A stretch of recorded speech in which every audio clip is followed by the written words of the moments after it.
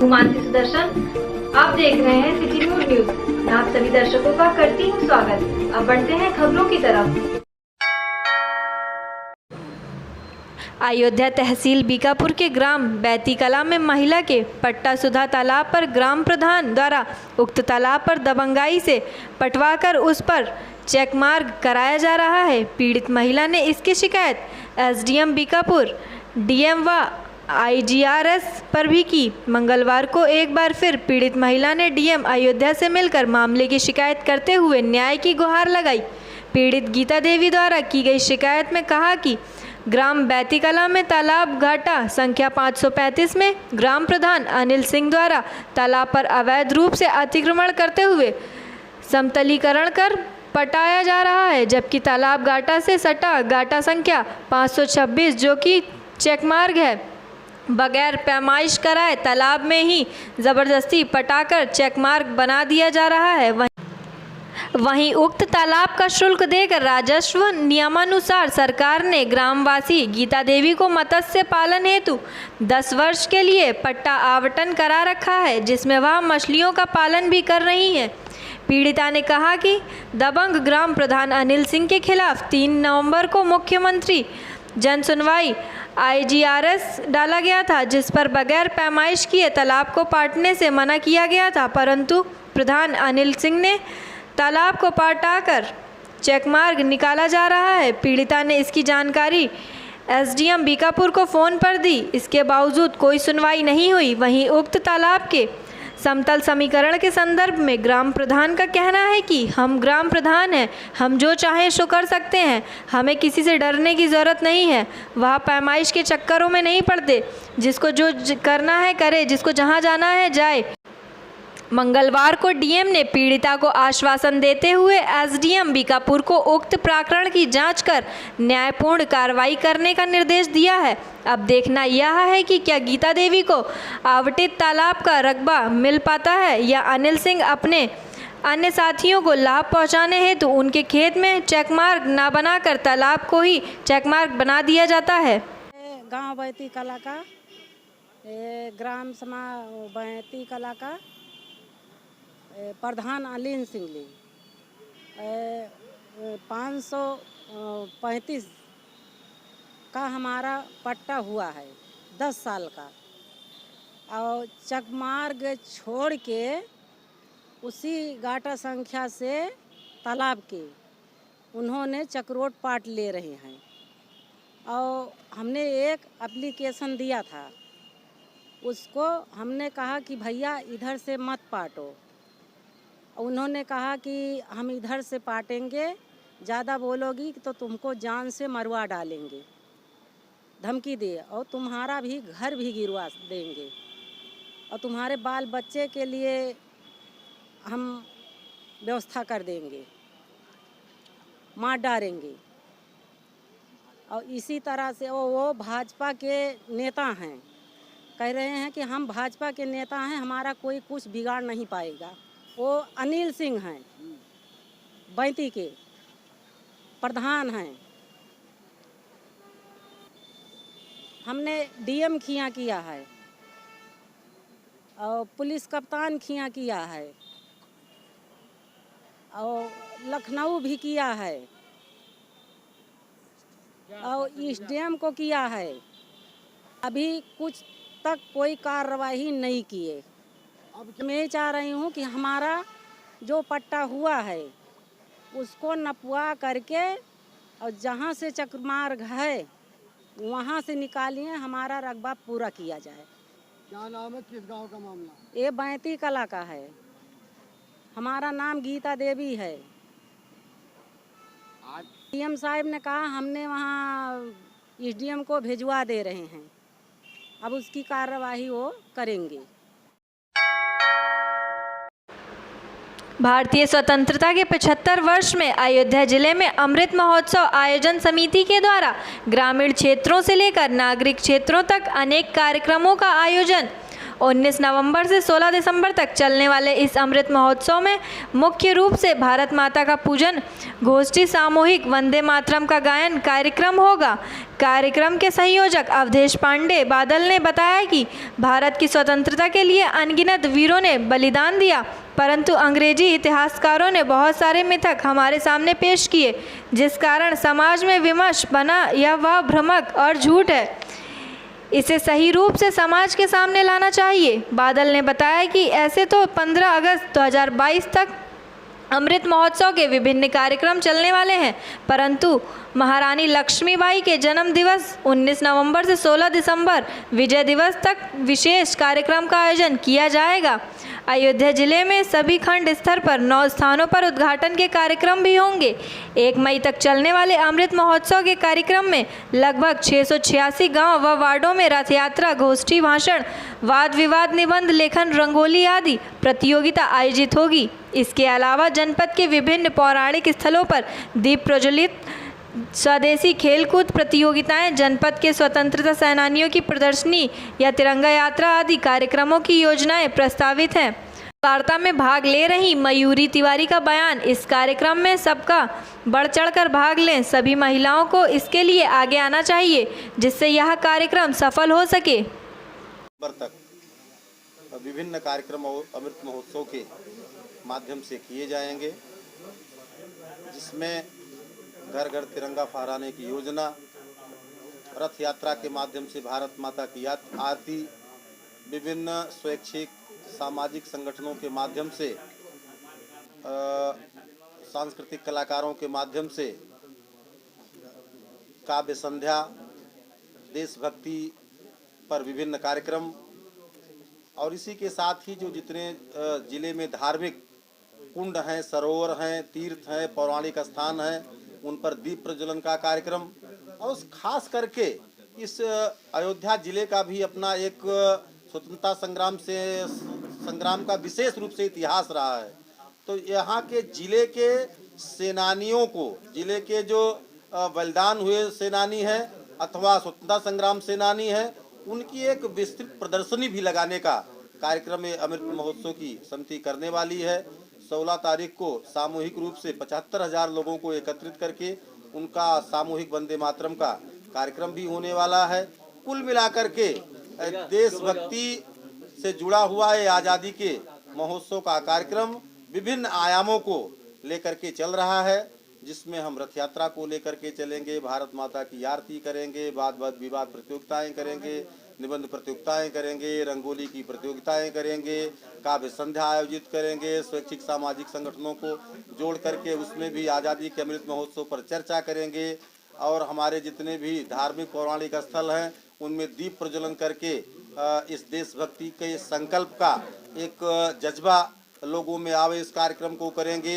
एक अच्छे नागरिक बनने का संकल्प पत्र पर हस्ताक्षर भी हम लोग कराएंगे।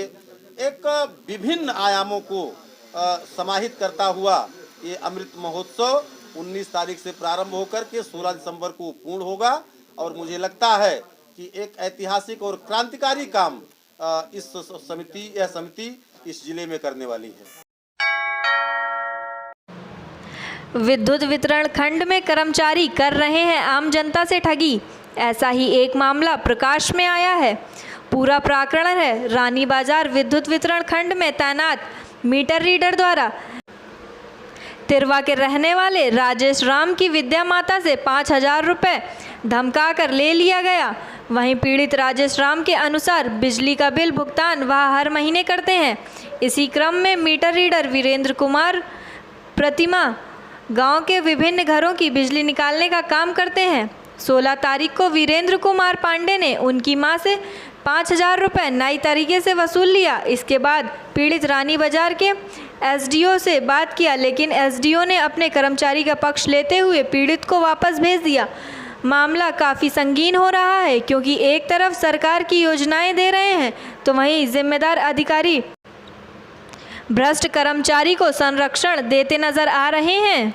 सर, हमारे यहाँ मीटर लगा हुआ था और वो मीटर रीडिंग करने वाले हमारे माता जी से 5,000 रुपये लेके गए हैं। जी, और वो बोल रहे हैं हम पैसा वैसा नहीं लिए हैं। जय साहब के यहाँ आए, जय साहब कह रहे हैं कि कोई प्रूफ है, कोई कागज़ है। हमने कहा और वो कागज़ में लिखा के लेके आए हैं और वही सब है सर।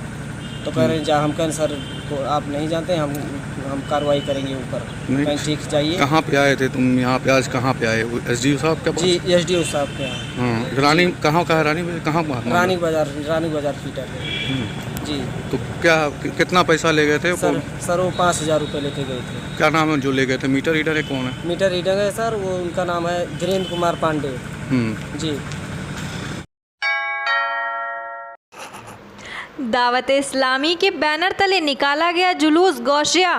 बड़ी शान और शौकत से उठाया गया जुलूस गौशिया।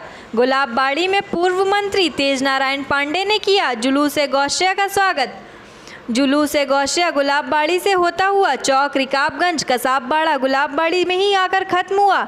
मौलाना अरशद अफ्तारी कानपुर ने बताया कि अब्दुल कादिर जिलानी ने अपनी ज़िंदगी 91 साल इस पूरी दुनिया में गुजारी है। इन सालों में उन्होंने भाईचारे, इंसानियत का पैगाम दिया है और बुराइयों से दूर रहने की हिदायत दी। मौलाना अरशद अली अफ्तारी ने कहा कि इस जुलूस का मकसद है समाज से बुराई को दूर करना और हर मज़हब को गले लगाकर चलना, और यह जुलूस भाईचारे, एकता का पैगाम देता है।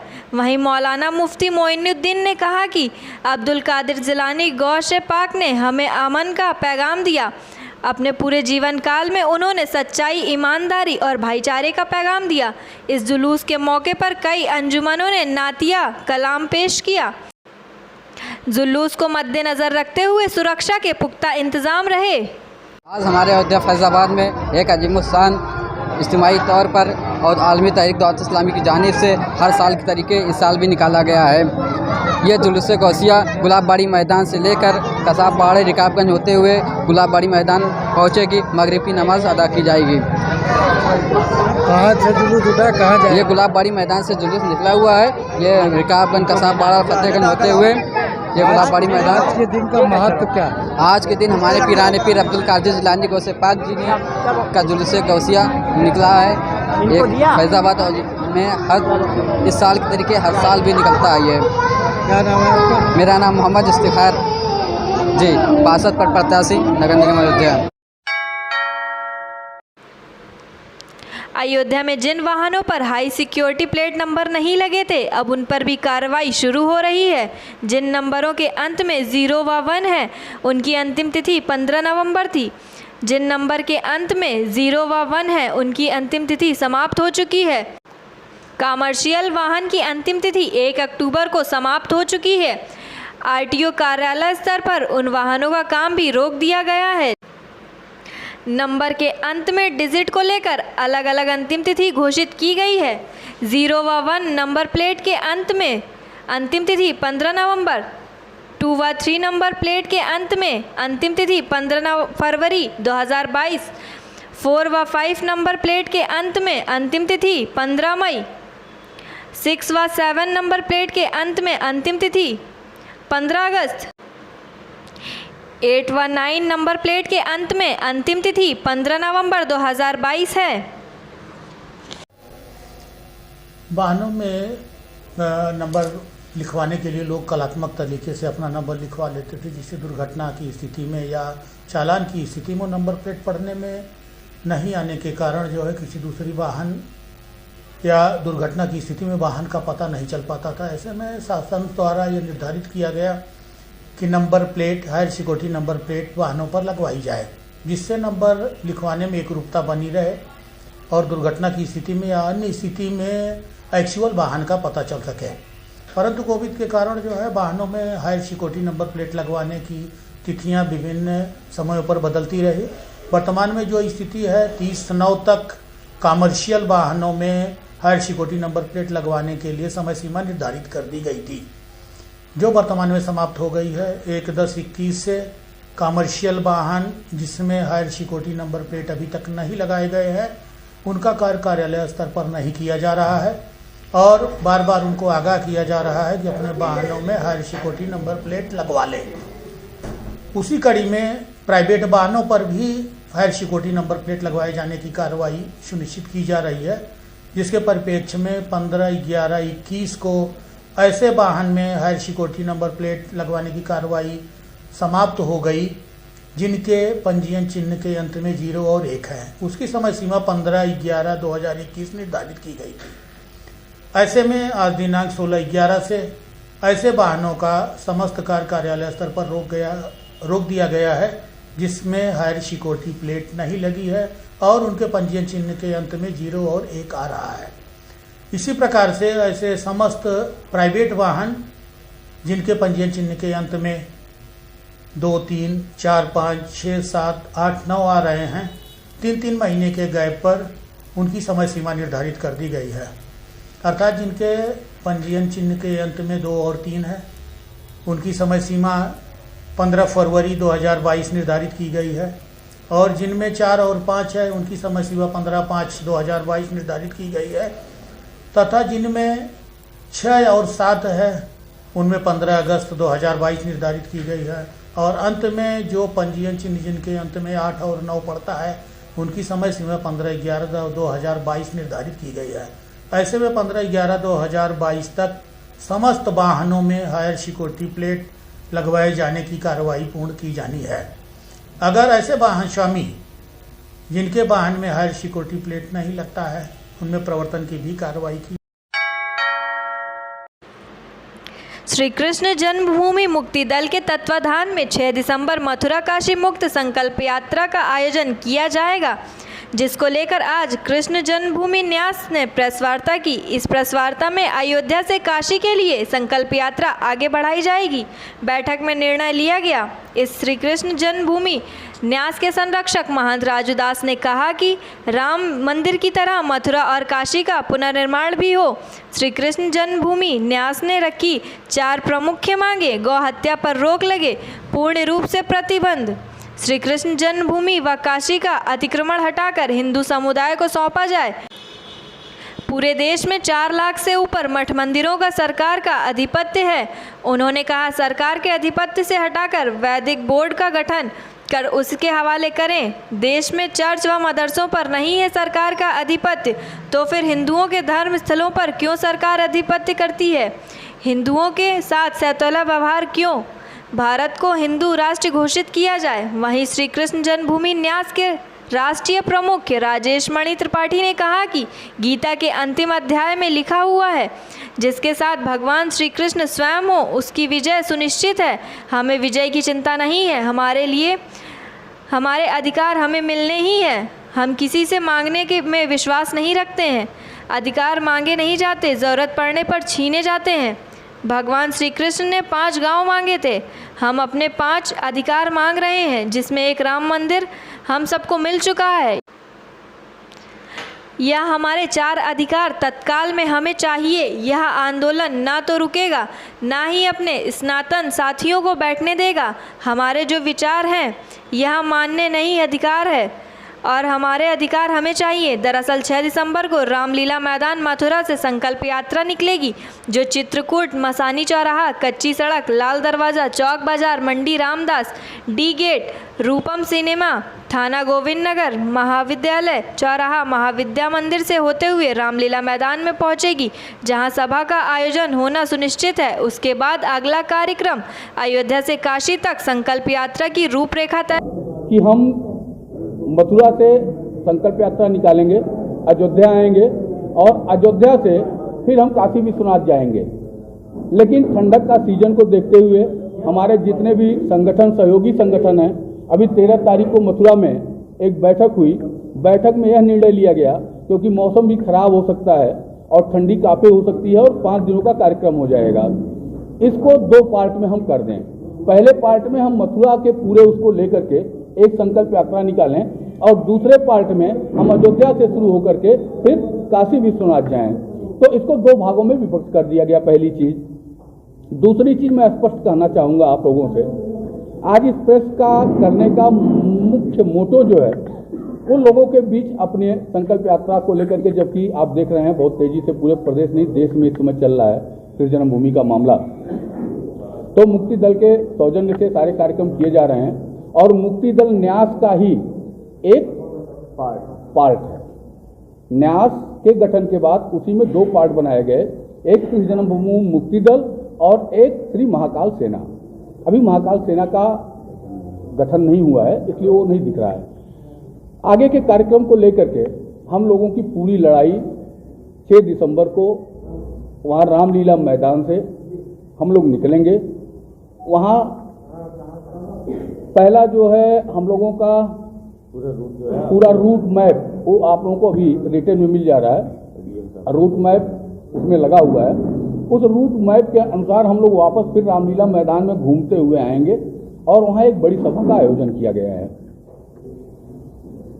अब नेक्स्ट पे आते हैं हम कि हमको न्यास बनाने की जरूरत क्यों पड़ी। सच्चाई है कि न्यास बनाने की जरूरत हमको नहीं थी। हम लोग विगत 4 पहले तो मैं साधुवाद दूंगा पूरे देश के समस्त हिंदू जनमानस को और आह्वान भी करूंगा कि धर्मो रक्षति रक्षतः, धर्म की रक्षा के लिए आपको आगे आना पड़ेगा और आप लोग आगे आए, जिसके परिणाम स्वरूप है अयोध्या में भव्य दिव्य मंदिर निर्माण कार्य चल रहा है। उसी प्रकार मथुरा और काशी का भी पुनर्निर्माण होना चाहिए। इस उद्देश्य के नाते जो संगठन का जो प्रमुख 4 मांगे हैं, गौ हत्या पे पूर्णतः प्रतिबंध, श्री कृष्ण जन्मभूमि और काशी विश्वनाथ का अतिक्रमण हटाकर और हिंदू समुदाय को सौंपा जाए, नंबर 2। नंबर 3 है कि सभी पूरे देश में 4 लाख से ऊपर हमारे मठ है, मंदिर है, जिसको सरकार ने अपने अतिक्रमण में रखा है, जबकि ना तो कोई ईसाई मिशनरी है, ना तो कोई मदरसा है, नहीं तो कोई मस्जिद है। सिर्फ हिंदुस्तान में हिंदू जनमानस के साथ ऐसा सौतेला व्यवहार क्यों? जितने भी मठ मंदिर हैं सबको आजाद करके और एक वैदिक बोर्ड का गठन हो। उस पैसे से हमारे यहाँ तमाम मंदिर है जहाँ भोग राग की व्यवस्था नहीं है, तमाम मंदिर है जो टूटे जीर्ण शीर्ण पड़े हुए हैं, उसकी रख रखाव की व्यवस्था बोर्ड के माध्यम से हो, ये योजना, ये रचना। चौथा है इस देश को हिंदू राष्ट्र घोषित करो। क्यों?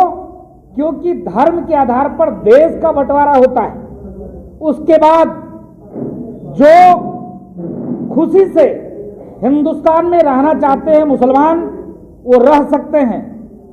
जबकि ये तय हुआ था कि एक देश सेकुलर हो गया और एक देश शुद्ध रूप से कट्टरवाद हो गया। जबकि धर्म के आधार पर बंटवारा हुआ तो हमको सेकुलर कैसे माना जा रहा है? हम सेकुलर कैसे हो गए? या तो बंटवारा नहीं हुआ होता, या बंटवारा हुआ तो सही ढंग से बात होनी चाहिए थी। इस राज्य महिला आयोग की अध्यक्ष विमला बाथम आज अयोध्या पहुंची, जहां उन्होंने सर्किट हाउस में महिलाओं की जन सुनवाई सुनी। तो वहीं जिला प्रशासन पर नाराज राज्य महिला आयोग की अध्यक्ष विमला बाथम दिखी। नाराज होकर उन्होंने कहा, एडीएम कहाँ है, सिटी मजिस्ट्रेट कहाँ है, एसडीएम कहाँ है, जन सुनवाई कैसे होगी, समस्याओं का समाधान कैसे होगा। जी हाँ, सबसे पहले हम वो वीडियो दिखाते हैं जिसमें महिला आयोग की अध्यक्ष विमला बाथम किस तरीके से पूछ रही हैं, एसडीएम कहाँ है, एडीएम कहाँ है, सिटी मजिस्ट्रेट कहाँ है। वहीं मीडिया से मुखातिब होते हुए विमला बाथम ने योगी सरकार के मिशन शक्ति की तारीफ की। उन्होंने कहा, थाने में जो बना है महिला हेल्प डेस्क महिलाओं के लिए कारगर। महिला थाने जिले में एक होता है, महिलाओं की समस्या पूरे जिले में। थाने में महिला हेल्प डेस्क खुलने से महिलाओं की समस्या का हो रहा है समाधान। महिलाएं अपनी बात नहीं कह पाती हैं पुरुषों से, महिलाओं से ही शेयर करती हैं अपनी बातों को। मिशन शक्ति के तहत थाने में बने महिला डेस्क महिलाओं के लिए रामबाण साबित हो रहा है। हमारा यहाँ आना इसलिए हुआ क्योंकि एक तो जो कुछ महिलाएं हैं लोकल हैं, हमारा असल बुधवार पहला और थर्ड बुधवार को हर आयोग सुनवाई करता है जगह हर ज़िले में। जो लोग लखनऊ नहीं आ सकती महिलाएं, उनके लिए ये सुविधा है कि वो अपने ज़िले में ही कोई न कोई हमारा सदस्य जाएगा। आज हमारे सारे सदस्य अपने अपने ज़िलों में गए हुए हैं, तो वहाँ जन सुनवाई होती है। तो जैसे यहाँ हम आज अयोध्या आए तो अयोध्या में जो महिलाएं बैठी हुई हैं बाहर, उनको पता चल गया कि आज यहाँ जन सुनवाई हो रही, तो वो लोग यहाँ आ गए। तो इससे क्या होता है कि पीड़ित को कहीं बहुत दूर नहीं जाना पड़ता और ज़िले में ही अपनी बात कहने का एक मौका मिलता है। तो अपनी बात कहती महिला आयोग तक उसकी बात पहुँचती, फिर महिला आयोग आगे कार्रवाई करता है। ये है तो हमने अधिकारी बुलाए हैं। आज के लिए बस इतना ही। कल फिर मिलेंगे इसी समय इसी चैनल पर। अब हमें दीजिए इजाजत। नमस्कार।